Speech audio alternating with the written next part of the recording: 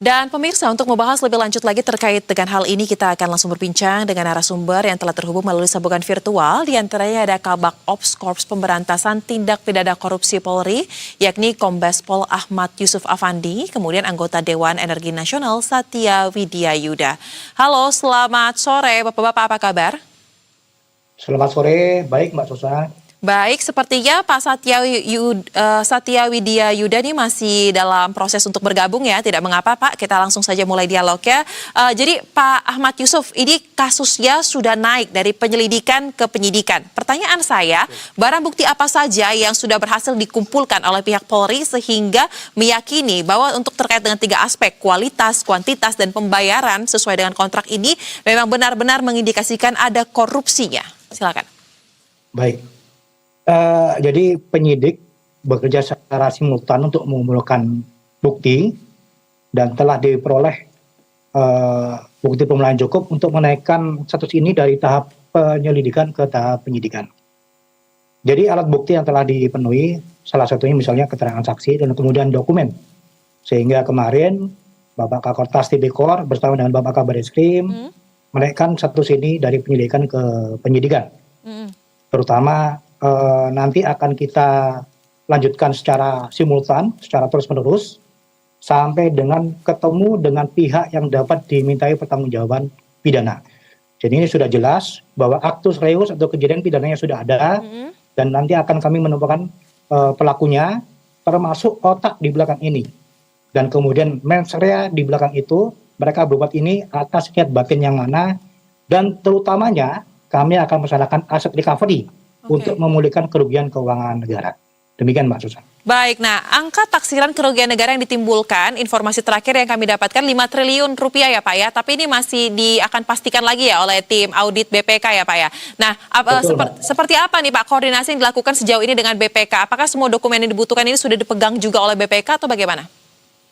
Saat ini penyidik tengah berkoordinasi dengan BPK untuk dapat melaksanakan audit resmi, yaitu audit investigatif dalam rangka penghitungan kerugian keuangan negara. Jadi penyidik berupaya mensuplai bahan-bahan yang dibutuhkan oleh para auditor di BPK, dan nantinya setelah itu BPK akan melaksanakan analisis dan juga pemeriksaan tentunya. Sehingga nantinya akan dapat diperoleh penghitungan kerugian negara secara resmi. Jadi 5 triliun itu bukan angka resmi, itu indikasi kerugian keuangan negara dan atau perekonomian negara. Demikian Mbak. Baik, dan itu ada diindikasikan juga ya Pak ya, ada unsur TPPU-nya ya, tidak hanya korupsi ya saja ya? Betul. Baik, nah kalau begitu berarti Pak, apakah juga polisi melihat sampai dengan di titik ini kemungkinan besar dalam pengungkapan kasus ini akan menyeret juga nih pihak yang akan menjadi tersangkanya ini tidak hanya dari pihak pemasok batu baranya, tetapi dari sisi penyelenggaranya juga, bagaimana? Betul. Jadi siapapun yang terlibat dan dapat diminta pertanggungjawab pidana, tentu akan kami ambil keterangan dan tentunya nanti mereka akan kita sanksi dengan pidana untuk kemudian mereka mempertanggungjawabkan di depan majelis hakim. Demikian. Baik, nah ini kan rentan waktunya cukup panjang ya Pak ya, 2018 hingga 2026, kurang lebih 8 tahun. Nah, polisi melihat celahnya hingga persoalan ini baru terungkap dan jadi naik di tahap penyidikan di tahun ini tuh, di mana celahnya? Jadi begini Mbak, kita kemarin menghadapi blackout di beberapa tempat.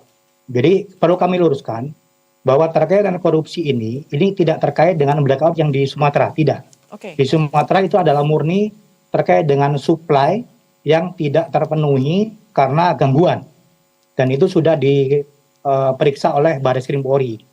Nah, di sini kami fokus pada korupsi terkait dengan pengadaan ataupun penyuplaian bahan bakar, dalam hal ini adalah batu bara kepada PLTU, Pembangkit Listrik Tenaga Uap di beberapa wilayah di Indonesia.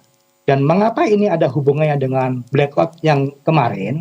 Jadi begini, di korupsi pengadaan batu bara ini, kami melihat adalah adanya manipulasi kualitas dan kuantitas. Nah, di sini berarti PLTU menerima batu bara yang tidak sesuai kontrak. Maka produksi listrik PLTU menurun atau berhenti. Nah, ketika itu cadangan daya ataupun reserve marginnya sistem kelistrikan turun, sudah pasti. Karena itu sistem mengalami gangguan frekuensi Baik. dan kehilangan pembangkit. Maka terjadi blackout. Baik. Baik, nah menarik berarti ya Pak ya untuk kita lihat bagaimana Polri akan bekerja mengungkap kasus ini. Kami sangat menantikan bagaimana keterbaruannya. Terima kasih untuk Mohon informasi doa yang dan dibagikan dukungannya, Mbak. Bapak Kombes Pol Ahmad Yusuf. Kita kawal terus. Terima kasih, salam sehat dan selamat Terima kembali kasih. beraktivitas. Terima kasih.